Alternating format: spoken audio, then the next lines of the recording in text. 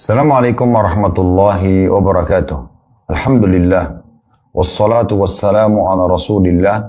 Segala puji dan puja kehadirat Allah subhanahu wa ta'ala, juga salawat dan taslim kepada Nabi besar Muhammad sallallahu alaihi wa ala alihi wa sahbihi wasallam.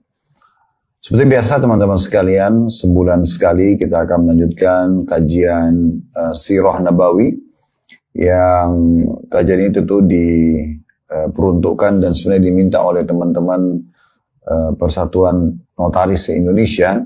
Namun tentu kita live kan agar semua bisa ikut. Dan kajian Sirah Nabawi ini sebenarnya sudah pernah kita bahas panjang lebar dan ada di playlist YouTube. Anda bisa mengikutinya dengan lengkap. Dan insya Allah ke depannya juga kita akan membedah lagi di kisah para nabi-nabi. Jadi insya Allah kisah Nabi Muhammad SAW ini salah satu kisah yang sangat dibutuhkan oleh setiap muslim untuk dipelajari, agar dia bisa maksimal menjadikan beliau sebagai suri tauladan. Sebagaimana Allah Subhanahu wa taala sebutkan dalam surah Al-Ahzab, "Laqad kana lakum fi Rasulillahi uswatun hasanatun liman kana yarjullaha wal yawmal akhir wa dzakarallaha katsira." Sesungguhnya pada diri Rasulullah Muhammad sallallahu alaihi wasallam, utusan Allah itu, ada suri tauladan untuk kalian bagi orang yang beriman kepada Allah. Kemudian dia juga ingin bertemu dengan Allah, menginginkan balasan di akhirat, ya. Liman kana yarjullaha wal yawmal akhir. Dia ingin bertemu dengan Allah, tentu dengan keimanannya, serta juga mendapatkan balasan di akhirat, yaitu surga, dan juga ingin berzikir kepada Allah dengan zikir yang banyak. Tentu tidak cukup dengan hanya sekedar, oh ini hadis Nabi, tapi butuh disempurnakan dengan mempelajari sejarah hidup beliau lengkap, dari masa beliau sebelum lahir, kemudian fase pada saat beliau lahir, kemudian nanti pada saat masa anak-anak remaja, dan sampai menikah, kemudian diutusnya menjadi seorang nabi, dan semua perjuangan lengkap selama 23 tahun dari masa beliau dinobatkan jadi nabi, sampai akhirnya agama ini disempurnakan oleh Allah Subhanahu wa ta'ala dan sampai kepada kita semuanya.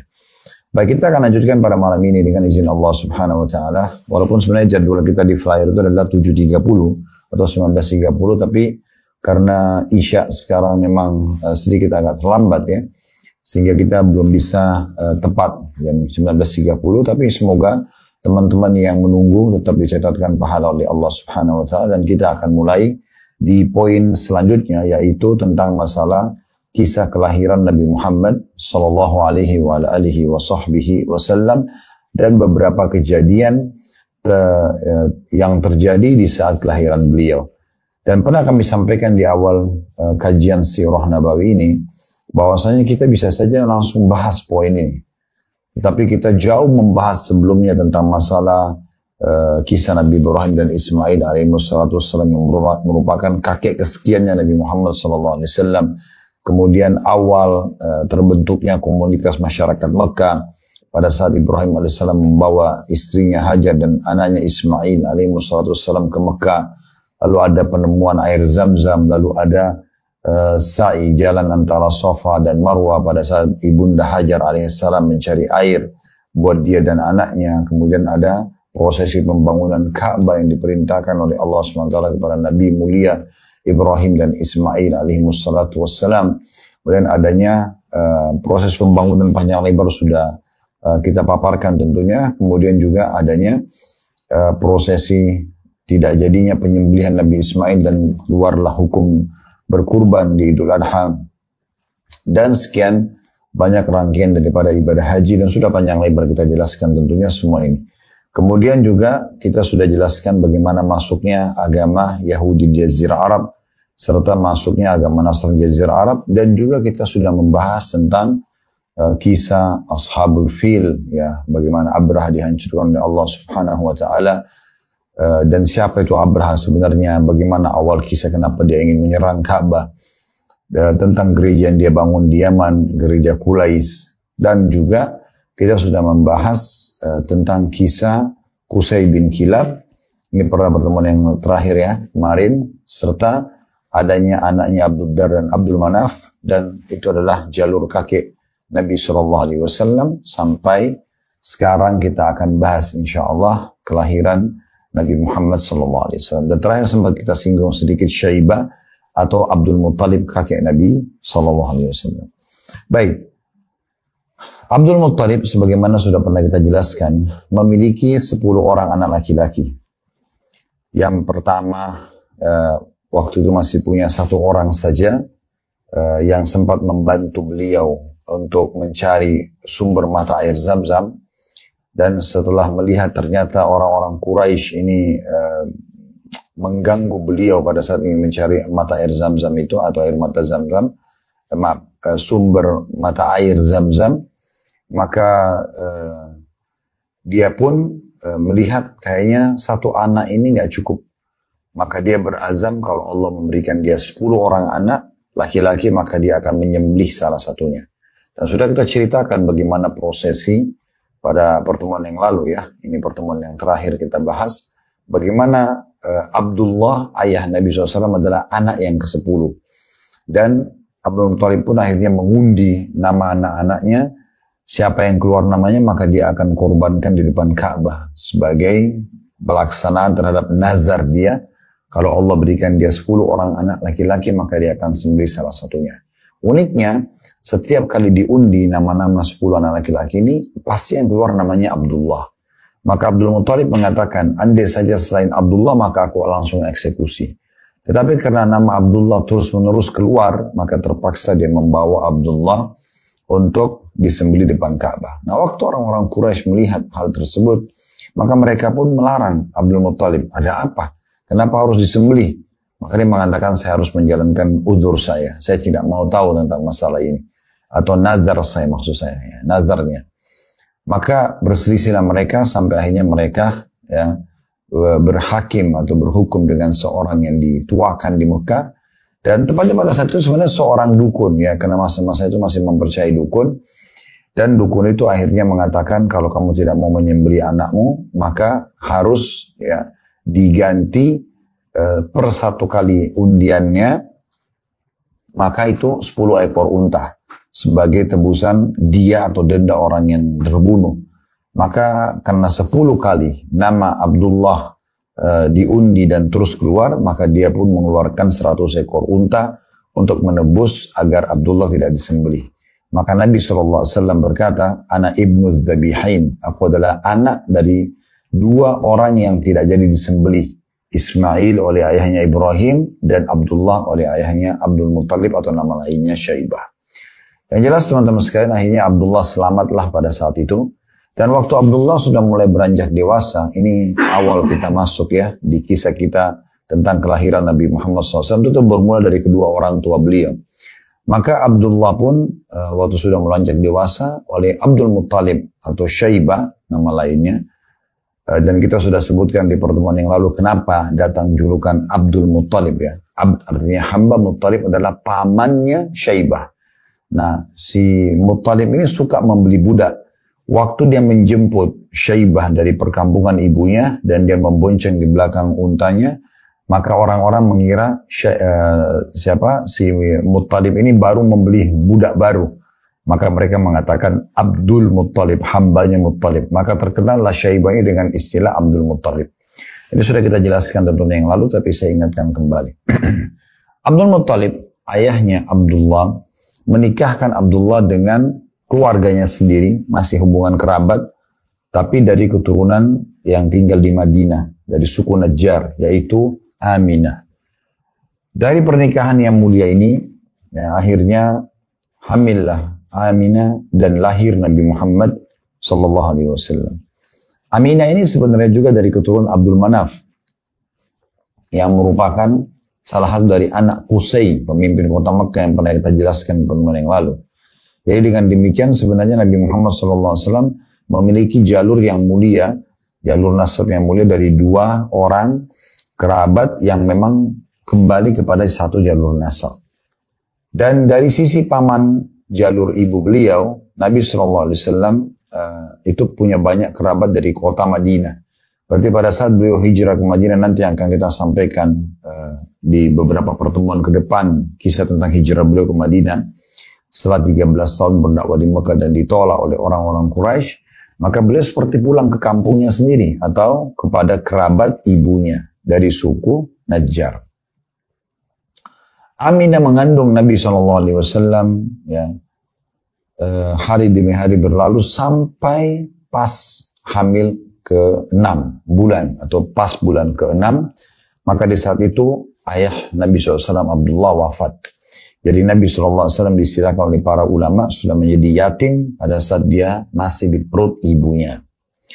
Aminah melahirkan Nabi SAW, atau pada saat akan melahirkan Nabi SAW, beliau sempat bermimpi melihat dari bayi yang dikandungnya terpancar cahaya yang memenuhi seluruh bumi. Dan dalam mimpinya melihat dia mengucapkan, "U'iduhu billahil azim min kulli syarr wa min kulli hasid." Aku berlindung kepada Allah yang maha agung untuk bayi ini dari semua keburukan dan iri dengki orang lain. Tepatnya pada tanggal 12 Rabiul Awal, ini dalam pendapat sebagian ulama tentunya ya, di tahun gajah, atau tepatnya 50 hari setelah kejadian penghancuran pasukan Abraha atau pasukan gajah. Maka lahirlah Nabi Muhammad SAW. Jadi orang-orang Quraisy pernah kita jelaskan waktu pasukan Abraha dihancurkan oleh Allah Subhanahu wa taala, mereka mulai menjadikan kejadian pasukan gajah itu sebagai hitungan tahun mereka. Mereka kenal dengan tahun pertama tahun gajah, tahun kedua tahun gajah dan seterusnya. Maka Nabi SAW lahir di tahun pertama tahun gajah itu, kejadian Abraha, 50 hari setelah kejadian itu Nabi SAW lahir. Pada hari kelahiran Nabi Muhammad SAW terdapat banyak kejadian besar yang itu mengarah menunjukkan tentang kenabian beliau SAW. Yang pertama, yang masyhur disebutkan oleh para ulama sirah, yaitu kejadian terlihatnya bintangnya Ahmad. Ini keluar dari lisan orang-orang Yahudi yang ada di kota Madinah. Hassan bin Thabit radhiyallahu anhu, Hassan bin Thabit adalah nanti setelah masuk Islam, setelah beliau dewasa menjadi penyairnya Nabi. Dan dia lebih tua 7 tahun dari Nabi SAW. Jadi di hari lahirnya Nabi, Hassan bin Thabit ini berumur 7 tahun. Maka beliau pada saat itu berkata, menceritakan, saya waktu umur 7 tahun berada di pemukiman orang-orang Yahudi. Dan tiba-tiba salah satu pendeta Yahudi naik ke atas menara yang tinggi dan teriak dengan suara keras. Seraya mengatakan, wahai sekalian kaum Yahudi, sungguh telah terlihat pada hari ini bintangnya Ahmad yang tidak terlihat kecuali pada saat ia lahir. Jadi mereka memang mengenal Nabi Muhammad SAW, ahli kitab ini, Yahudi dan Nasrani, dengan nama Ahmad. Ahmad, Muhammad, ya, ini terkenal sekali dari dari lisan mereka dan mereka temukan di buku-buku mereka. Nanti juga akan kita jelaskan insya Allah setelah dia lahir, yang memberikan nama Nabi Muhammad SAW Muhammad adalah ya, kakeknya Abdul Muttalib yang mendapat namanya dari seorang pendeta di negeri Syam. Mengatakan nanti akan keluar dari kota kalian itu seseorang Nabi terakhir yang bernama Muhammad. Jadi memang nama ini tidak asing ya bagi ahli kitab. Dan nama ini memang bisa dikatakan belum digunakan di masa itu oleh manusia. Oleh karena itu Allah khususkan buat Nabi Muhammad SAW dan nanti akan datang penggunaan nama ini setelah beliau diutus menjadi Nabi. Nah pada saat itu orang pendeta Yahudi berteriak mengatakan, wahai sekalian kaum Yahudi, sungguh telah terlihat pada malam ini, pada hari ini bintangnya Ahmad yang tidak terlihat kecuali di hari lahirnya.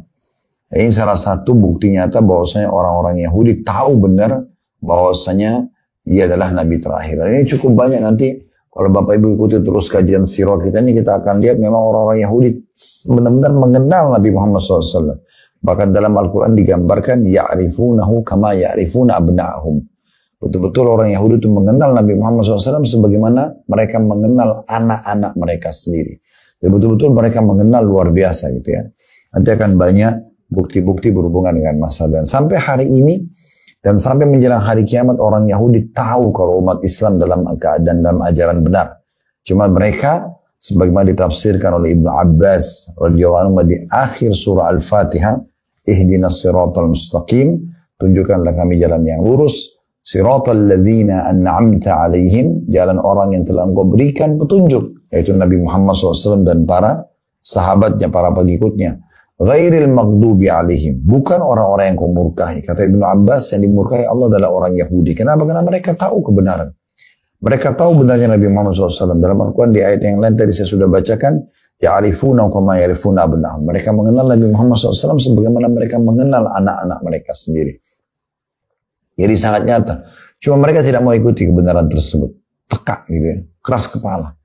Akhirnya ya Allah mengatakan atau membuat umat Islam agar berlindung dari mereka, keburukan mereka. Ghairil maghdubi alaihim, bukan orang-orang yang kumurkahi Allah. Waladhdallin, dan bukan orang yang sesat. Kata Ibnu Abbas adalah orang-orang Nasrani. Mereka mau menyampaikan dakwah tentang agama Allah SWT, dari mereka keliru karena mereka menyebarkan trinitas atau mengatakan Allah punya anak. Maka kita mengatakan amin, ya Allah semoga Engkau selamatkan kami. Ini tanda yang pertama. Tanda yang kedua, ibu Nabi Muhammad SAW, Aminah, melahirkan Nabi dengan sangat mudah, tanpa ada kesulitan. Itu disebutkan dalam buku-buku sejarah. Ya. Jadi tidak ada rasa sakit, tidak ada pendarahan yang banyak. Gitu ya. Semua sangat mudah, yang belum pernah dialami oleh wanita manapun. Kejadian yang ketiga, disebutkan ahli sejarah adalah Nabi Muhammad SAW lahir dalam keadaan mengangkat kepalanya ke langit seakan-akan orang yang sedang berdoa. Dan ini tidak pernah terjadi pada bayi-bayi gitu ya. Yang keempat, Nabi Muhammad SAW lahir dalam kondisi telah terkhitan. Ya. Kita tahu manusia dikhitan dulu melalui proses ya. Tapi Nabi SAW sudah lahir dalam kondisi terkhitan. Yang kelima, Nabi Muhammad SAW lahir sementara tidak ada lagi tali pusarnya. Ya. Tidak terbebani dengan itu. Saat 5 poin ini, kejadian ini disampaikan kepada Abdul Muttalib. Ya. Maka Abdul Muttalib pun sangat senang dan ia segera berkata di depan orang-orang Quraisy, sungguh pada anakku ini. Dan orang-orang Arab dulu, anak dan cucu mereka panggil dengan anak juga. Ya. Sungguh pada anakku ini ada perkara yang besar. Ini akan menjadi orang besar. Nggak mungkin selamanya tidak pernah terjadi di Mekah ada anak bayi lahir seperti ini.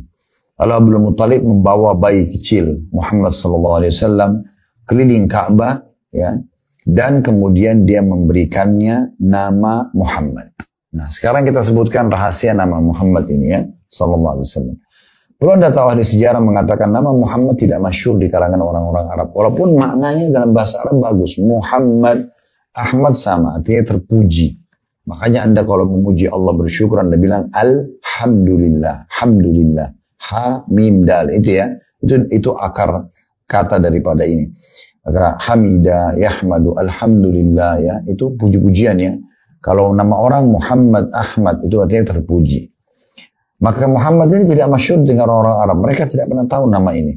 Kisahnya Abdul Muttalib pernah keluar satu waktu sebelum lahir Nabi Muhammad SAW bersama dengan 3 orang sahabat dekatnya. Mereka berdagang ke negeri Syam. 3 orang temannya ini, yang pertama Sulaiman bin Mujazi', kemudian yang kedua Hulailah bin Hajij, dan yang ketiga Himran bin Rabi'ah. 3 orang ini sahabatnya Abdul Muttalib. Sulaiman bin Mujazi', Hulailah bin Hajij, dan juga Himran bin Rabi'ah. Mereka semua ke negeri Syam, dan tidak sengaja mereka bertemu dengan salah satu pendeta Nasrani yang sangat terkenal di negeri Syam pada saat itu. Lalu kemudian pendeta itu bertanya, dari mana kalian ini? Mereka bilang, kami dari Jazirah Arab. Maka pendeta itu tiba-tiba mengucapkan kata-kata yang mengagetkan mereka berempat. Jadi Abdul Muttalib sendiri, kemudian Sulaiman bin Mujazi', kemudian Hulailah bin Hajij, dan juga Himran bin Rabi'ah. Pendeta itu mengatakan akan keluar dari jazirah kalian, dari kepulauan kalian, negeri Arab itu, seorang nabi terakhir bernama Muhammad. Maka tanpa ragu lagi, keempat orang ini semua bertekad bila mereka diberikan anak ataupun cucu laki-laki pertama, setelah kejadian tersebut mereka akan menamakan Muhammad. Dan uniknya, memang yang mendapatkan cucu pertama dari 4 orang yang sudah capai umur kakek ini adalah Abdul Muttalib. Makanya dia menamakan dengan Muhammad. Yang keenam, teman-teman sekalian, disebutkan di sejarah adalah pada saat beliau lahir goncangnya istana Kisra. Kisra ini adalah istilah bagi raja Persia. Dan rubuhnya ya 14 teras istana Kisra. Jadi Kisra dulu punya istana. Kisra ini seperti julukan ya, julukan bagi semua raja-raja yang berkuasa di Persia. Mirip dengan kalau bangsa Romawi itu Rum, Kaisar ya, bangsa Rum atau bangsa Romawi itu Kaisar. Kalau di Mesir Fir'aun, kalau di Yaman Tubba ya, kalau di Ethiopia Najasyi. Ini semua julukan ya, julukan. Makanya disebutkan di sejarah Fir'aun yang dimaksud oleh Allah Subhanahu wa taala yang tenggelam di masa Nabi Musa itu bukan semua Fir'aun, tapi ada Fir'aun raja Mesir julukannya yang bernama Ramses ya. Mungkin disebut Ramses kesekian ya. Saya tidak ingat sekarang urutan keberapa, tapi yang jelas dia disilakan dengan atau namanya dia Ramses gitu. Baik, kita kembali ke sini. Jadi subhanallah, orang-orang Persia yang dipimpin oleh Kisra, mereka mengakui Kisra sebagai Tuhan mereka, dan mereka juga menyembah api. Kuasa Allah Subhanahu wa taala, kelahiran Nabi SAW membuat goncang seperti terjadi gempa di istana Kisra, dan karena gempa itu ada 14 terasnya yang sangat terkenal indah, kuat, kokoh, itu rubuh semuanya. 14 teras tersebut. Nah, pada saat itu Kisra pun sangat khawatir, ada kejadian apa? Belum pernah terjadi dalam hidupnya seperti ini. Maka dia pun bermusyawarah pada saat itu dengan para peramal-peramalnya, dan mereka mengatakan goncangnya istana disebabkan karena telah lahir pada hari tersebut seorang nabi, dan runtuhnya 14 teras menandakan ada 14 orang saja yang akan menjadi raja Persia ya setelah raja yang sedang mimpi ini. Maka Kisra waktu itu berkata, 14 orang raja berarti masih lama. Dia berpikir kalau misalnya satu orang 100 tahun, 14 raja berarti 1400 tahun ke depan, berarti lama sekali gitu kan. Ternyata tidak seperti itu. Setelah dia meninggal, maka terjadi perebutan kekuasaan di antara anak-anaknya, dan akhirnya dalam kurung 4 tahun saja sudah memimpin 10 orang raja. Artinya tersisa 4 saja kalau memang mengikuti gambaran tadi. Dan kerajaannya runtuh di zaman khilafah Umar bin Khattab radhiyallahu anhu. Tentu kita tidak percaya tentang peramal ini, tapi ini yang disebutkan oleh ahli sejarah. Yang ketujuh, padamnya api sesembahan kaum Majus di Persia. Dari sempat kita singgung ya. Jadi orang-orang Persia ini mereka selain menyembah Kisra, raja mereka dianggap sebagai Tuhan, juga mereka menyembah api. Ada satu tempat tungku api yang sangat besar. Setiap hari mereka selalu besarkan apinya dan tidak boleh padam sedikit pun. Dan orang selalu menjauh karena panasnya, karena besarnya api tersebut dan panas sekali. Mereka selalu lemparkan ke dalamnya pemicu api tersebut, kayu bakar, batu-batu ya dan segala macam. Itu subhanallah bertahun-tahun mereka sembah. Kalau mereka mau berhukum, mereka berhukum kepada api tersebut. Maka pada saat lahir Nabi SAW padam api itu dan tidak bisa dinyalakan lagi selamanya. Dan ini mereka mengagetkan mereka karena belum pernah terjadi. Mereka coba bakar lagi, nyalakan lagi di tempat yang sama, tidak pernah bisa. Sehingga sesembahan api mereka hancur dan hilang dengan sendirinya. Yang kedelapan, di Persia juga ada satu sungai namanya Sungai Sawa.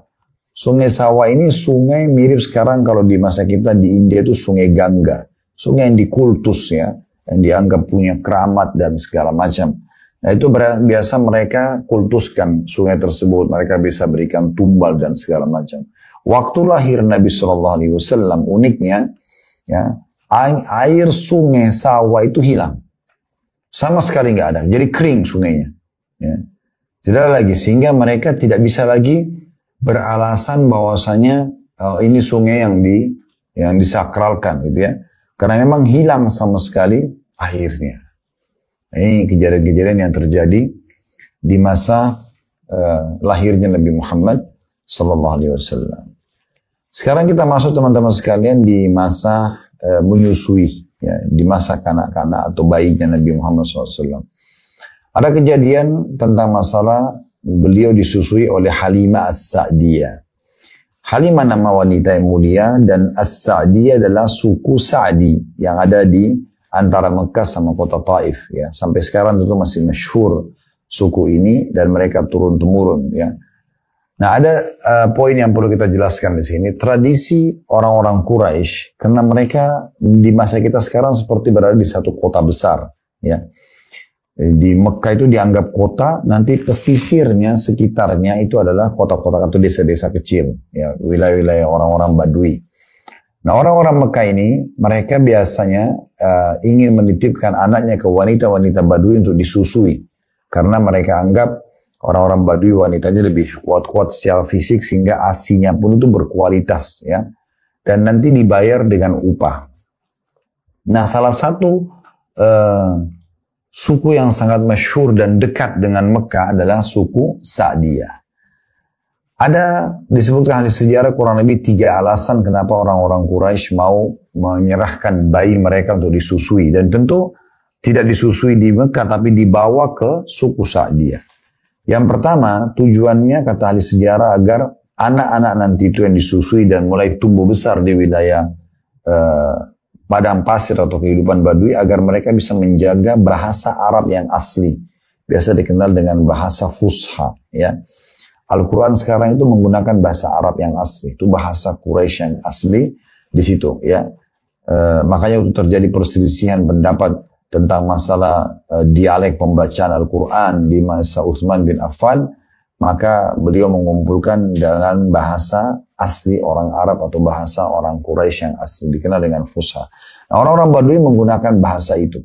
Jadi tujuannya anak-anak ini nanti tumbuh besar, terbiasa mendengarkan bahasa Arab yang Fusha.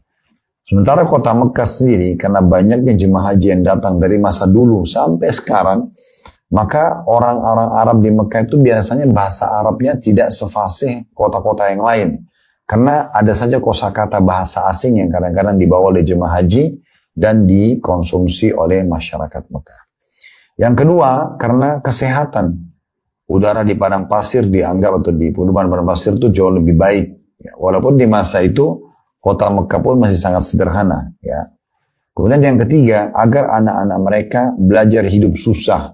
Ya, tidak langsung belajar hidup enak, tapi mereka hidup susah. Ini kurang lebih gambaran kenapa mereka menitipkan anak-anak mereka. Selain daripada itu tentu ditambahkan oleh sebagian ahli sejarah dengan kuatnya fisik wanita Badui sehingga kualitas asinya juga sangat bagus. Ya. Kemudian juga agar nanti mereka pada saat kembali ke Mekah, mereka lebih bersyukur tentang kondisi dan keadaan mereka lebih baik daripada kehidupan yang ada di padang pasir. Nah ini semua sebenarnya adalah pendidikan, selain memang untuk nutrisi yang sehat. Nah Nabi SAW pada saat lahir, kebetulan sekali wanita-wanita Badui dari suku Sa'diyah lagi ada di Mekah. Dan mereka menawarkan jasa untuk menyusui. Nah Halimah Sa'diyah ini adalah istri dari seorang laki-laki yang bernama Harith. Harith ini sama Halimah keliling kota Mekah nyari-nyari kira-kira mana ya anak bayi yang mau disusuin dan mereka sepakat berapa akan dibayar setelah disusui selama 2 tahun. Nah setelah keliling-keliling menawarkan jasa ternyata banyak orang yang sudah dapat ya dan ada juga orang yang tidak terfikir untuk memberikan anaknya. Dan pada saat kembali waktu bertemu dengan Nabi SAW, mereka bingung. Ayahnya tidak ada, dia sudah yatim. Siapa yang akan membayar nanti? Mereka masih berpikir masalah bayaran. Ya. Lalu mereka coba keliling sana sini dan rata-rata teman Halimah itu menolak ya untuk menyusui Nabi SAW karena yatimnya dianggap tidak ada yang bisa nanti membayar gitu.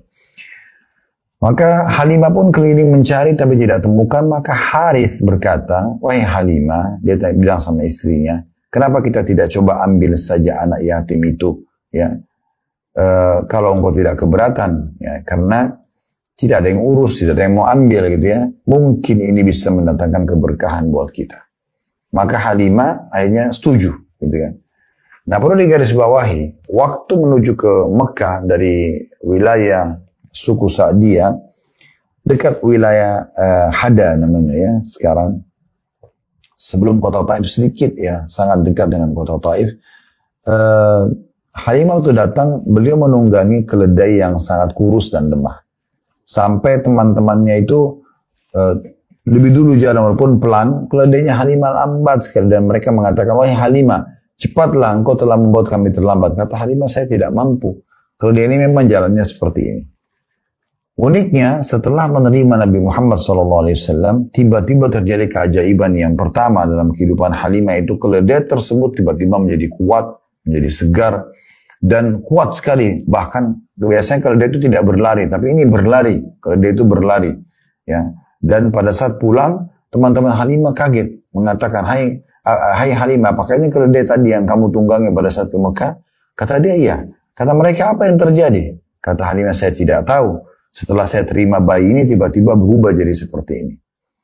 Lebih unik lagi daripada itu, kejadian kedua adalah Halimah memiliki seekor unta betina yang sudah sangat lemah, gitu ya, dan sudah tua, tiba-tiba jadi gemuk dan mengeluarkan susu yang melimpah.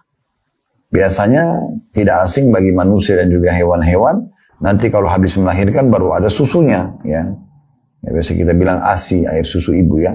Nah ini tidak ada pejantannya dan juga tidak lagi hamil, ya, atau baru melahirkan, tapi tiba-tiba unta itu jadi gemuk dan punya air susu yang banyak.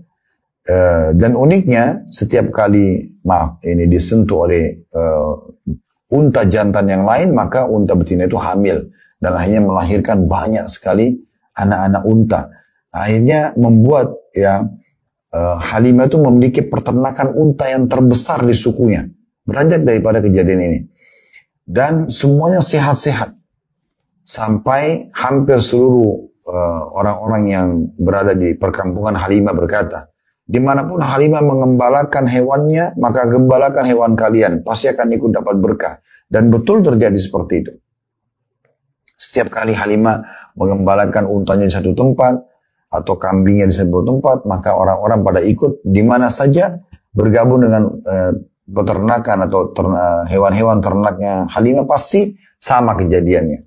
Pasti sama kejadian. Maksudnya mereka mendapatkan keberkahan juga. Nah Halimah, kita masuk kepada kehidupan beliau dengan Nabi SAW, bercerita, Muhammad ini, bayi Muhammad SAW, telah tumbuh besar tidak dialami seperti anak-anak yang sebayahnya. Waktu dia berumur 2 tahun, sudah masa selesai daripada menyusui, itu tumbuhnya, fisiknya, perilakunya, ya, pola pikirnya, itu seperti anak yang sudah 6 tahun. Ya, beda sekali seperti anak yang sudah lebih besar, ya. Saat tiba masa pengembalian Nabi Muhammad SAW ke ibunya karena sudah masa 2 tahun dari akad, ya, maka Halimah bersama suaminya Harith mendatangi Aminah dan memohon-mohon agar bayi Muhammad SAW ini dibiarkan tinggal bersama mereka di kampung karena memang betul-betul mendatangkan keberkahan yang sangat luar biasa. Dan Halimah menjanjikan akan merawat dan menjaga dengan baik. Dan Aminah bisa melihat setiap saat, dan kalau mau ketemu tinggal kirim utusan, maka mereka akan membawanya ke Mekah. Maka Aminah pun akhirnya mengizinkan Halimah untuk membawa Nabi SAW lagi dan tinggal bersama mereka di pedalaman tersebut. Nabi SAW tinggal bersama Halimah dan juga Harith sampai umurnya 6 tahun. Nah pada tahun itulah terjadi satu kejadian besar dalam kehidupan Nabi SAW yang dikenal dengan pembelahan dada Nabi SAW, ya, oleh 2 malaikat. Dalam riwayat Bukhari disebutkan masalah itu. Maka salah seorang, dalam kisah ini disebutkan salah seorang anak dari Halimah waktu sedang bermain bersama Nabi Muhammad SAW, tiba-tiba dia segera kembali ke rumahnya dan teriak-teriak depan rumah karena diselimuti dengan rasa ketakutan yang luar biasa. Ia berkata kepada kedua orang tuanya Halimah dan Harith, sungguh saudaraku dari Quraisy telah dikeroyoki oleh 2 orang yang berpakaian putih. Maka spontan Harith dan Halimah pun terpontang-panting lari ke tempat yang sedang ditunjuk oleh anaknya kalau Nabi Muhammad SAW bermain di situ. Dan mereka menemukan memang Nabi SAW terbaring di tanah. Maka mereka pun boleh bertanya, ada apa wahai Muhammad?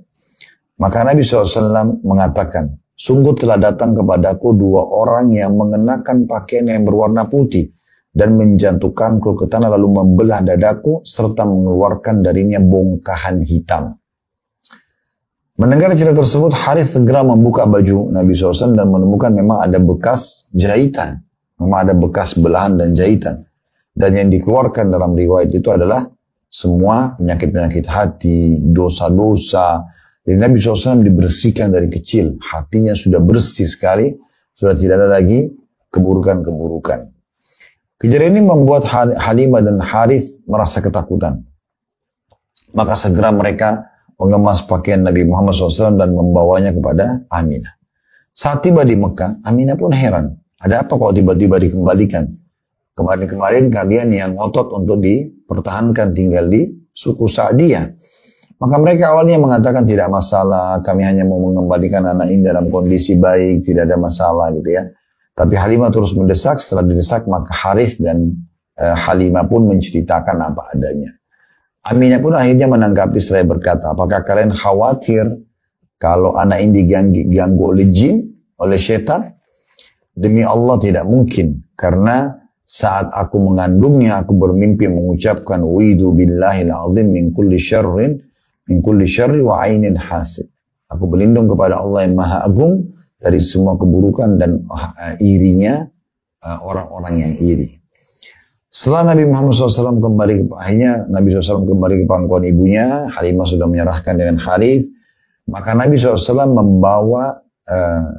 maka Aminah membawa Nabi SAW menuju ke keluarga beliau, keluarga Aminah di Madinah, suku Najjar di waktu itu. Setelah beberapa hari di Madinah, ya bersilaturahim, kembali menuju ke Mekah, ada satu lokasi namanya Rabwah. Nah di Rabwah inilah sempat Aminah sakit, dan sakit kemudian meninggal dunia. Nah pada saat meninggal di tempat tersebut, maka Nabi SAW dibawa oleh pembantu Aminah menuju ke Mekah dan diserahkan kepada kakeknya Abdul Muttalib. Sekarang kita masuk ke masalah Nabi SAW dibawa naungan Abdul Muttalib. Sepeninggal ibunya Aminah Sallallahu Alaihi Wasallam, Nabi SAW disponsori oleh kakeknya Abdul Muttalib yang sudah kita sebutkan namanya Syaibah. Dan itu mulai dari umur 6 tahun sampai umur 8 tahun, jadi 2 tahun. Dan Abdul Muttalib ini adalah pimpinan orang-orang Quraisy. Dan kita sudah jelaskan di beberapa pertemuan sebelumnya, salah satu yang membuat Abdul Muttalib punya kedudukan adalah beliau menemukan sumber mata air Zam-Zam, ya. Dan itu yang membuat akhirnya beliau sangat dimuliakan di Mekah. Salah satu sebabnya. Maka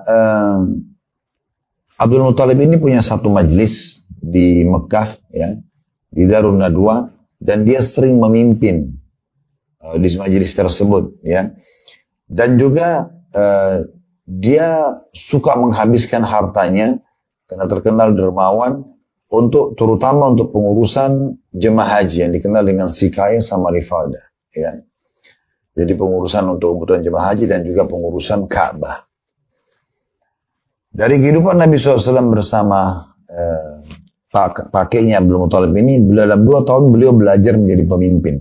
Karena hampir setiap hari Nabi SAW datang ke majlisnya Abdul Muttalib dan melihat bagaimana kakeknya memecahkan perkara-perkara, berdiskusi dengan tokoh-tokoh masyarakat, bagaimana kakeknya dihormati dan dimuliakan, bagaimana juga menghormati dan memuliakan orang lain, dia.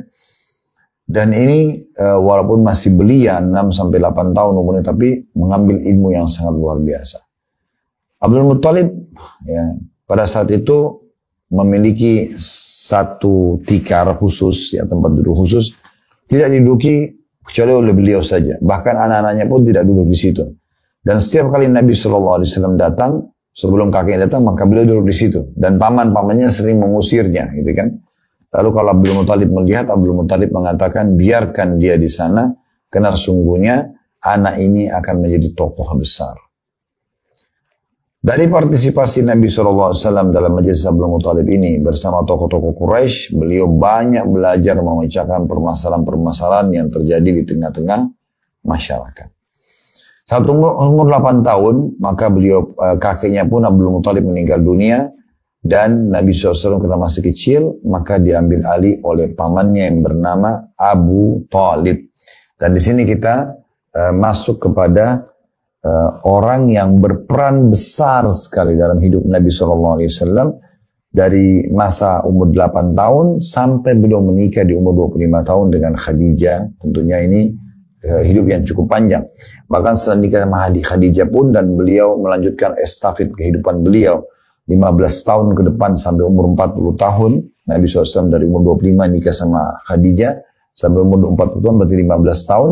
Sampai dinobatkan jadi Nabi, Abu Thalib masih terus mendukung Nabi SAW. Dan setelah jadi Nabi pun, sampai Abu Thalib meninggal di tahun 10 dari masa kenabian, dari 13 tahun di Mekah, Abu Thalib terus saja mendukung Nabi SAW walaupun dia tidak menjadi pengikutnya.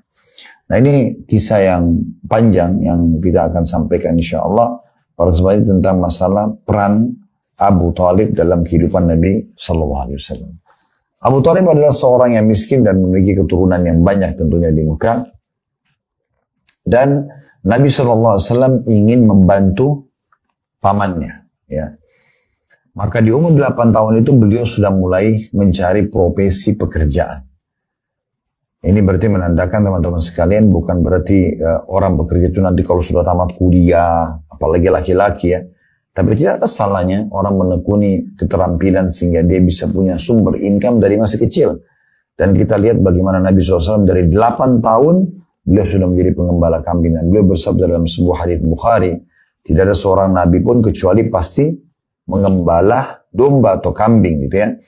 Jadi jelas sekali bagaimana Nabi SAW dan para nabi-nabi berprofesi ini. Dan itu bukan berarti profesi yang seperti di masa kita sekarang. Mungkin kalau sekarang Anda dengar di kota metropolitan, oh pengembala kambing, Anda anggap itu adalah pekerjaan yang remeh.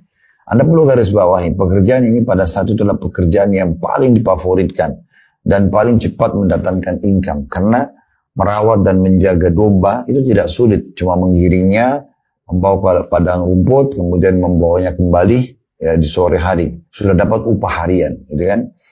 Maka Nabi SAW pun akhirnya menggunakan ini sebagai profesi beliau. Dan itu dari situ beliau sudah mulai membantu untuk membiayai kehidupan pamannya dan anak-anaknya. Hikmah dari semua nabi-nabi kata ulama mengembala kambing adalah agar mereka bisa leluasa bertafakkur.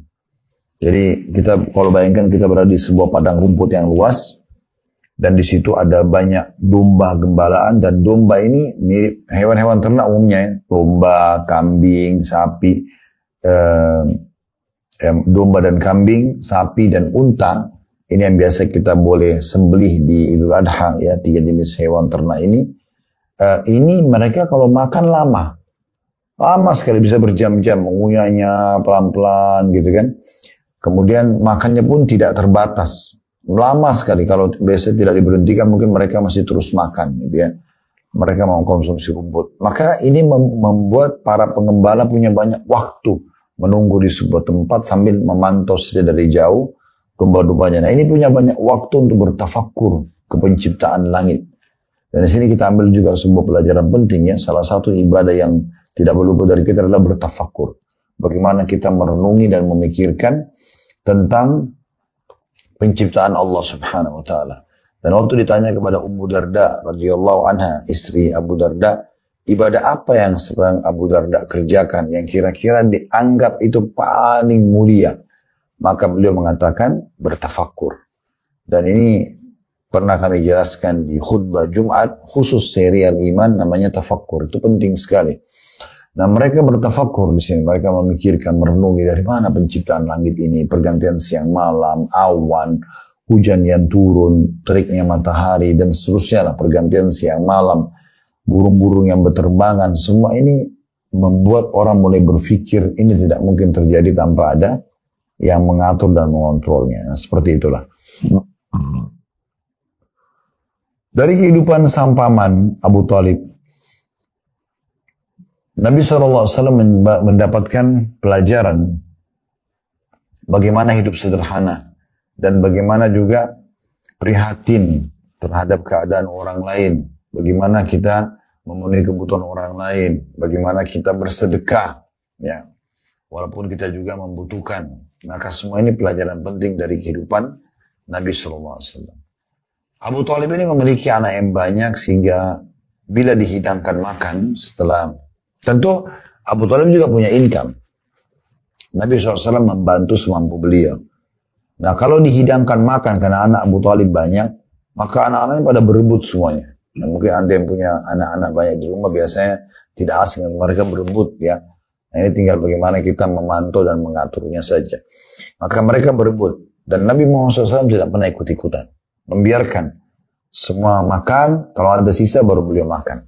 Maka Abu Thalib pun berkata pada istrinya, karena anak ini tidak ikut berebutan, maka sisipkan makanan buat dia secara khusus. Ini menandakan memang Nabi SAW sudah punya akhlak yang mulia dari semenjak beliau masih kecil. Tidak menunjukkan sesuatu yang buruk ya, dan ini merupakan sifat seorang muslim. Kita nggak boleh teman-teman sekalian sengaja menampakkan depan orang yang membuat orang lain menilai kita negatif. Misalnya makan terlalu banyak, minum terlalu banyak. Nabi SAW berkata kepada Umar bin Abi Salamah, anak sambung beliau yang dibawa dari istri beliau yang janda, Ummu Salamah. Pada saat makan bersama-sama Nabi SAW, Nabi bilang, ya gulam, samillah, wa kul biyaminik, wa kul mimma yadik. Wahai anak kecil, bacalah bismillah, makan dan dengan tangan kananmu, dan makanlah apa yang di hadapanmu. Karena orang kalau jamah sana, jamah sini, jamah ini akan membuat orang bisa menjadi negatif. Nabi SAW sudah mengajarkan pendidikan tersebut. Beda kalau prasmanan misalnya ya. Jadi kita menjaga penilaian orang supaya jangan orang menilai negatif. Dan itu masuk dalam semua hal, dalam penampilan, dalam pendapatan, dalam segala macam hal kita harus bisa menjaga hal-hal ini supaya tidak ada penilaian negatif. Termasuk juga kalau ada orang yang mau menuduh sesuatu dan kita tahu sebenarnya ini orang akan melakukan perbuatan buruk, kita boleh memberhentikan ya. Sebagaimana Nabi SAW pernah pada saat lagi itikaf di malam hari Ramadan, sebelum terakhir Ramadan ada Sofia binti Huyai radhiyallahu anha, istri Nabi SAW dari kalangan Yahudi yang masuk Islam, mengunjungi Nabi SAW ke masjid. Dan pada saat mau pulang, Nabi SAW antar ke rumah Sofia. Ya. Jadi pada saat diantar pulang, rupanya ada dua orang dari Ansar itu tiba-tiba mempercepat langkah mereka di belakang Nabi SAW. Nabi lihat itu. Maka Nabi SAW lalu mengatakan, ala rizkikuma fa innaha Sofia binti Huyai. Pelan-pelan aja kalian. Karena yang sedang sama saya ini Sofia binti Huyai. Ini adalah istri saya. Maka keduanya mengatakan, subhanallah, maha suci Allah. Sedangkan mereka mengatakan, kami enggak maksud itu ya Rasulullah. Kata Nabi SAW, ketahuilah syaitan itu mengalir dalam tubuh manusia sebagaimana mengalir dari darah. Kalau kalian tidak niat, maka kalian bisa niat. Nanti akhirnya ditunggangi oleh syaitan untuk bersangka buruk. Jadi kita harus menjaga nama baik kita tentunya. Baik, kita kembali kepada kisah Nabi SAW dengan Abu Thalib. Suatu hari pada saat Nabi SAW berusia 12 tahun, setelah tinggal bersama pamannya Abu Thalib selama 4 tahun. Jadi beliau tinggal sama Abu Thalib umur 8 tahun. Sampai umur 12 tahun, ya. Jadi umur 4 tahun tinggal sama Abu Thalib. Abu Thalib ini pernah satu waktu akan menuju ke negeri Syam. Dan ini negeri yang sering dikunjungi oleh orang Quraisy, ya, dalam berdagang, ya, mencari pengalaman, pariwisata, ya, mereka pergi ke sana. Yang uniknya, pada saat itu waktu Abu Thalib mau ke negeri Syam, yang sekarang terdiri 4 negara, Jordania, Lebanon, Syria, dan Palestina. Waktu yang Abu Thalib mau pergi, Nabi SAW itu umur 12 tahun. Entah kenapa Nabi SAW bergelantungan di badannya Abu Thalib. Memohon-mohon pada pamannya supaya diajak. Kalau umur 12 tahun. Biasanya umur 12 tahun pada saat itu mereka tidak sama sekali safar, ya. Masih kecil. Masa dulu bukan kayak sekarang. Sekarang anak bayi pun kita bisa bawa safar. 2-3 tahun aman. Naik pesawat, kereta api, kendaraan aman. Kalau masa dulu, itu orang menunggangi kuda, unta. Tengah jalan bisa dirampok orang. Dan bisa, kalau dirampok itu bisa jadi budak. Dijual di pasar. Bayi pun bisa dijual. Anak-anak bisa dijual. Orang dewasa bisa dijual. Laki-laki perempuan bisa dijual. Jadi memang kacau sekali kehidupan ya, di masa itu. Maka Abu Thalib akhirnya musyawarah sama istrinya. Ini gimana? Anak ini ngotot. Bahkan ngerengek-ngerengek. Minta supaya dibawa. Dengan hikmah Allah SWT akhirnya dibawalah oleh Abu Thalib ke negeri Syam. Saat tiba di negeri Syam, ya, Abu Thalib bersama kafilahnya sempat beristirahat di depan sebuah gereja Nasrani. Dan salah satu pimpinan gereja itu bernama Bahira. Sampai hari ini, Di negeri Syam itu masih terkenal dengan gereja Bahira. Ya, masih ada puing-puingnya gitu ya. Dari gereja itulah dulu. Bahira ini salah satu pendeta Nasrani dan banyak pendeta yang lain juga sebenarnya udah tahu itu masanya keluar nabi yang mereka kenali dari kitab mereka. Maka mereka pada saat melihat, dan dia selalu lihat dari depan, dari jendela gerejanya itu ada orang lewat, dia perhatikan karena dia tahu ciri nabi terakhir itu. Dan dia tahu ini adalah nabi terakhir, dan dia nabi yang akan keluar nabi terakhir, dan dia tahu keluar di Jazirah Arab. Maka dia selalu lihat kafilah-kafilah dagang orang-orang Arab pada saat itu. Nah, waktu dia melihat tidak sengaja di jendela, dari jendela gerejanya, dia melihat ternyata kafilah dagangnya Abu Talib yang sedang bernaung di bawah sebuah pohon itu daun-daun pohon itu atau ya, pelapa kurma itu menaungi mereka, yang menaungi kafilah tersebut. Maka Bahira penasaran, ini nggak pernah terjadi gitu. Kelihatan misalnya pohon tidak ada angin, tidak ada apa-apa lagi, pelapa kurma itu agak keras ya. Angin sekencang apapun biasanya cuman bergerak sedikit gitu ya, biasanya karena dia keras. Ini tiba-tiba menaungi, dan hampir sama semua beberapa pohon kurma sana menaungi seluruh kafilah tersebut, banyak orangnya. Dia tidak mau bicara, dia langsung bilang sama orang-orang di gerejanya, panggil orang-orang Arab yang ada depan istana gereja kita itu, hidangkan makan, diundanglah semuanya. Waktu diundang semuanya makan, maka Abu Talib sempat bilang sama Nabi SAW, wahai Muhammad, ini undangan orang-orang dewasa, dan kami semua akan masuk makan, kami akan bawakan makanan buat kamu. Sekarang kamu jaga dulu kafilah ini. Maka Nabi SAW setuju, baiklah. Beliau menjaga kafilah dagang itu. Masuklah Abu Talib dengan teman-temannya semua sambil makan. Bahira ini terus saja melihat wajah mereka satu persatu. Karena ada sesuatu yang dia ingin cari gitu ya. Karena dalam kitab ahli kitab Yahudi Nasrani itu disebutkan ciri Nabi SAW, warna kulitnya, alisnya, matanya, semua lengkap gitu ya. Maka dicari, tidak ditemukan. Maka Buhaira atau Bahira sempat bertanya kepada Abu Talib dan teman-temannya, apakah masih ada dari kalian yang tidak ikut makan? Maka mereka bilang, iya ada seorang anak kecil yang kami biarkan untuk menjaga barang-barang kami. Maka Buhaira ini segera keluar dan melihat, mencari, lalu menemui Nabi SAW. Serta memperhatikan dengan sangat teliti. Dan uniknya, dia menemukan pada Nabi Muhammad SAW ciri wajah dan fisik yang persis seperti apa yang dia ketahui secara teori dari kitab Injil. Lalu dia banyak bertanya kepada Nabi SAW tentang keadaannya, mimpi-mimpi yang pernah dilihat saat tidur, sampai Buhaira pun ini menguji Nabi SAW dengan mengatakan, aku bertanya padamu atas nama Allat dan Uzza. Allat dan Uzza ini dua tuhan patung yang disembah oleh orang-orang Quraisy. Yang keduanya adalah berhala yang paling dihormati oleh orang-orang Arab, dan mereka kalau bersumpah atas nama Allat dan Uzza itu berarti sumpahnya serius banget gitu ya. Maka Bahira pun terkaget dengan jawaban Nabi SAW, karena Nabi mengatakan jangan engkau sebut kedua nama berhala tersebut, ya, karena jangan engkau sebut nama berhala, kedua nama berhala itu, karena aku sangat membenci keduanya. Maka Buhaira sini ya, ada buku sejarah mengatakan Buhaira dan buku sejarah mengatakan Bahira, ya, salah dari dua nama ini. Kalau demikian, aku akan bertanya padamu atas nama Allah. Maka Nabi SAW menjawab di umur 12 tahun, kalau atas nama Allah, maka tanyakanlah. Nah, di sini teman-teman sekalian, orang-orang Quraisy kalau bersumpah tidak menggunakan nama Allah. Mereka menggunakan nama Allat dan Uzza, gitu ya. Ya, ini sebenarnya ada juga yang mengatakan dari kata-kata Allat ilah ya, dan Uzza adalah aziz gitu ya. Sebenarnya dianggap itu kayak nama-nama kemuliaan, namanya Allah Subhanahu wa taala. Tapi ini mereka namakan nama berhala mereka. Maka orang-orang Quraisy waktu itu kalau disebutkan atas nama Lat dan Uzza, mereka ketakutan sekali. Mereka takut kualat kalau mereka berdusta. Ini Nabi Muhammad SAW malah mengatakan jangan sebutkan nama dua berhala itu karena saya tidak suka. Lalu Buhaira mengatakan, kalau itu saya tanya kamu atas nama Allah. Dia mengatakan, kalau atas nama Allah silakan tanyakan. Buhaira lalu meminta Nabi SAW betul memperlihatkan pundaknya. Dan Nabi SAW pun mengizinkan. Betapa kagetnya Buhairah menemukan di pundak Nabi SAW ada tanda kenabian. Tanda kenabian ini ada kayak daging tambahan di pundak sebelah kanan, ada berwarna merah, dan itu seperti ada cap kenabian.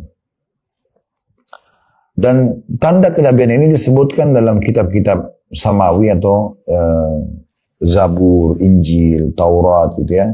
Sebelum Al-Quran, dan itu seperti daging menonjol ya, yang dipenuhi oleh bulu dan yang lebat terletak di pundak sebelah kanan. Buhairah lalu mencium tanda kenabian di pundak Nabi Muhammad SAW, dan ia segera membawa Nabi kepada kehadapan Abu Talib. Dan juga orang-orang Quraisy seraya mengatakan, siapa walinya atau penanggung jawabnya orang ini? Maka Abu Talib mengatakan, aku ayahnya. Dia mengatakan, aku ayahnya. Ya. Waktu dikatakan, aku ayahnya, maka Buhairah mengatakan tidak mungkin. Anak ini tidak mungkin punya ayah. Anak ini meninggal ayahnya pada saat dia masih 6 bulan di perut ibunya. Dan kalaupun kamu benar adalah kerabatnya, walinya, maka engkau adalah pamannya. Abu Talib jadi kaget gitu kan. Dan orang-orang Quraisy semua kaget. Kok bisa pendeta ini pertama kali ketemu mereka, pertama kali ketemu dengan Nabi Muhammad SAW, lalu tahu semua detail ini. Maka mereka serentak mengatakan, dari mana Anda mengetahui itu? Maka Abu Talib bertanya, dan juga orang Quraisy bertanya kepada pendeta itu, Buhairah mengatakan, kami menemukan ciri kenabian Nabi terakhir, yang itu ada dalam kitab Injil secara detail. Fisiknya, jalur nasabnya, dan segala macam, sampai kisah bagaimana dia memenangkan agama Allah. Dan kami temukan di ciri anak ini ada kenabian tersebut. Maka wahai Abu Talib, bawa pulanglah segera ponakanmu ke Mekah, karena kalau orang-orang Yahudi tahu dia keluar bukan dari turunan Bani Israel, maka mereka akan membunuhnya. Maka Abu Talib pun segera dalam kondisi ketakutan, dia membawa pulang Nabi Muhammad SAW ke Mekah.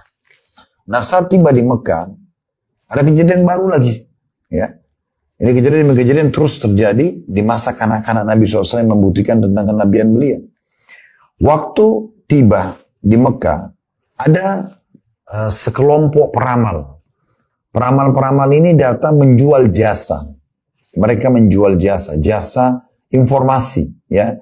Jadi orang nebak-nebak seperti biasa meramal gitu ya, meramal tangan, meramal wajah, meramal nasib orang. Dukun mereka menggunakan jasa jin biasanya ya, dengan banyak kebohongan-kebohongan. Tapi intinya mereka meramal informasi. Nah, pada saat itu ada mereka datang di setiap kota, kayak di Mekah datang pasang tenda, mereka lalu mengiklankan kalau siapa yang mau datang berbayar, langsung ditebak nanti masa depannya, kondisinya dan segala macam. Nah, waktu mereka datang, orang-orang Quraisy berlumba-lumba, bawa anaknya, menanya tentang kehidupan rumah tangganya, menanyakan tentang pekerjaannya, banyak orang yang diramal. Waktu itu Abu Talib baru pulang dari negeri Syam, dan dia tidak bermaksud untuk membawa Nabi SAW ke peramal. Kebetulan dia lewat dan dia membawa Nabi SAW, tiba-tiba salah satu peramal yang merupakan pimpinan peramal itu melihat dan memperhatikan wajah Nabi SAW dengan serius. Lalu dia berkata, tunggu sebentar, jangan kemana-mana. Si peramal itu sambil memegang tangan Abu Talib dengan serius mengatakan, jangan kemana-mana, tunggu sebentar, ada informasi penting. Maka dia pun masuk ke dalam kemahnya. Jadi seakan-akan mungkin dia berbicara dengan jinnya atau apa gitu ya. Maka Abu Talib karena ketakutan lalu membawa Nabi SAW pergi. Lalu kemudian dia pun melihat dari jauh, memantau apa yang mau disampaikan oleh peramal tersebut. Saat pimpinan peramal keluar dari kemahnya lalu teriak-teriak, mana anak tadi yang di sini? Bawa segera dia ke sini. Ada sesuatu yang saya ingin sampaikan. Tapi penduduk Mekah tahu, Abu Talib ini salah satu tokoh mereka. Karena Abu Talib diam saja, maka mereka tidak ada yang mau menyampaikan. Maka peramal tersebut mengatakan, sungguh anak yang tadi itu akan memimpin dunia. Sungguh anak yang tadi itu akan memimpin dunia.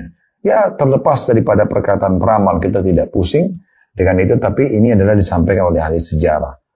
Ahli batil pun, orang-orang yang batil mengetahui tentang kejadian seperti ini. Ya. Jadi ini luar biasa. Ini menandakan memang dari masa kecil sudah disebutkan bagaimana kondisi Nabi Muhammad SAW yang mulia. Beliau dari tadi lahirnya kita sudah sebutkan ada 5 poin tadi kejadian yang luar biasa pada saat kelahiran beliau. Kemudian poin yang tadi lahir ya, lahir dalam kondisi terkhitan, lahir dalam kondisi menengadah wajahnya ke langit seperti berdoa, ibunya tidak merasa sakit, pendeta Yahudi di Madinah teriak bahwa saya telah lihat bintangnya Ahmad, gitu ya, runtuhnya goncangnya istana Kisra dan runtuhnya 14 teras ya yang sangat kokoh, kemudian hilangnya air sungai Sawa, padamnya api yang disembah oleh orang-orang Majus. Ini banyak kejadian yang luar biasa gitu ya. Terus kejadian juga Halimah Sa'diyah yang sudah kita sampaikan tadi ya. Kemudian kejadian pendeta Buhairah yang baru kita sampaikan panjang lebar. Semua ini teman-teman sekalian menandakan memang sudah ada isyarat tentang kenabian yang mulia Nabi Muhammad SAW. Dan kedepannya insya Allah kita akan lanjutkan nanti di poin yang masa remajanya Nabi Muhammad SAW. Kita juga sampai sini dulu. Saya akan coba buka pertanyaan kalau ada yang mau bertanya. Karena kita sudah menyampaikan kurang lebih 1 jam materi kita. Maka insya Allah kita tandain sampai sini, kita akan bahas nanti masa remaja Nabi SAW. Karena itu akan membahas cukup panjang bagaimana beliau masa-masa ikut masa remajanya tidak pernah tersentuh dengan maksiat sekalipun. Bahkan beliau teman-temannya pada nonton tari-tarian ya, itu tidak bisa beliau melihat itu. Tidak bisa beliau melihat itu. Jadi akan kita ceritakan. Dan beliau tidak pernah juga mengenal di masa muda mengenal khamar, bersentuhan dengan yang bukan mahram sampai nanti hanya beliau menikah di umur 25 tahun dan bagaimana fase beliau berpindah dari mengembala domba dari umur 8 tahun sampai 21, ada riwayat mengatakan sampai 25 beliau pindah ke bisnis. Nah bagaimana awal pindah ke bisnis nanti dan apa hikmah yang bisa kita ambil sampai menikah dengan wanita terkaya Mekah, Khadijah radhiyallahu anha. Semoga ini bisa bermanfaat buat kita. Sampai ketemu lagi di sesi yang lain. Dan bagi Anda yang berminat untuk melanjutkan sesi materi kita, saya sarankan mendatangi YouTube kami Khalid Basalamah Official, diklik logonya, nanti di bawah itu akan dicari ada tulisan playlist, diklik kemudian cari Sirah Nabawi, Anda akan bisa ikutin dari awal sampai akhir. Anda mau review kembali apa yang sudah kita bahas, maka itu Anda bisa dengarkan, atau Anda mau lanjutkan bahasan masa remaja sampai meninggalnya Nabi SAW juga sudah lengkap kita angkat di sana. Tapi yang mau mengikuti menunggu juga tidak masalah. Allahu a'lam. Semoga Allah ikhlaskan niat, dan kalau ada benar dari Allah silakan diambil dan diamalkan. Wa salah dari saya mohon dimaafkan dan saya beristighfar kepada Allah Subhanahu wa taala. Subhanakallahumma bihamdika asyhadu an la ilaha illa anta astaghfiruka wa atubu ilaik. Wassalamualaikum warahmatullahi wabarakatuh.